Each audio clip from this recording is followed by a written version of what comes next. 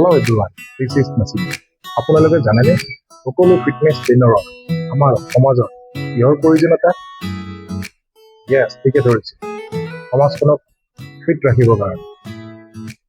গতিকে আজি ভিডিঅ'টো মই আৰম্ভ কৰাৰ আগত আপোনালোকক সাজেষ্ট কৰিব বিচাৰিছোঁ আপোনালোকে নিজৰ হাইজিন মেইনটেইন ৰাখিবৰ কাৰণে জিমৰ যিকোনো ইকুইপমেণ্ট ব্যৱহাৰ কৰাৰ আগত ইকুইপমেণ্টবোৰ ভালদৰে চেনিটাইজ কৰি ল'ব আৰু টাৱেল ব্যৱহাৰ কৰিব যাতে ডাইৰেক্ট আপোনালোকৰ ইনফেকশ্যন কণ্টেক্ট নহয় আৰু ঘৰত যোৱাৰ আগত ভালদৰে হেণ্ড চেনিটাইজ কৰি যাব যাতে আপোনাৰ ঘৰলৈ ইনফেকশ্যন আৰু জাৰ্মছ লৈ নাযায়। Your safety, it is our responsibility.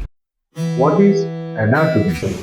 Anatomy is the branch of biology concerned with the study of the structure of living organism and their parts. It is the structural study of organism including their system, organs and tissues. In simple word, GPS, Global Positioning System of our body. আমাৰ সকলোৰে এনাটমিৰ বিষয়ে basic নলেজখিনি থকাৰ প্ৰয়োজন। বিশেষকৈ যোনসকলে জিমত exercise কৰি আছে আৰু যোনসকলে নতুনকৈ ফিটনেছ ট্ৰেইনাৰ হ'বৰ কাৰণে প্ৰিপাৰেশ্যন কৰি আছে।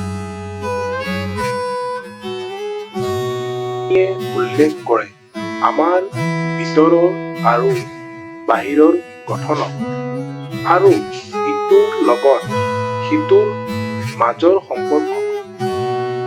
মোৰ নেক্সট ভিডিঅ'টোত আপোনালোকে দেখা পাব ষ্টেণ্ডাৰ্ড এনাটমিকেল পজিশ্যনৰ দ্বাৰাই উইদাউট ইনজুৰিজ আমি চাইণ্টিফিক এক্সাৰচাইজ কেনেকৈ পাৰফৰ্ম কৰিব লাগে।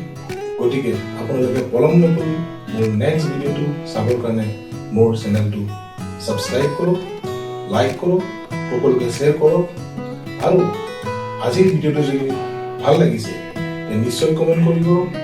বাই বাই, জয় অসম, জয় হিন্দ।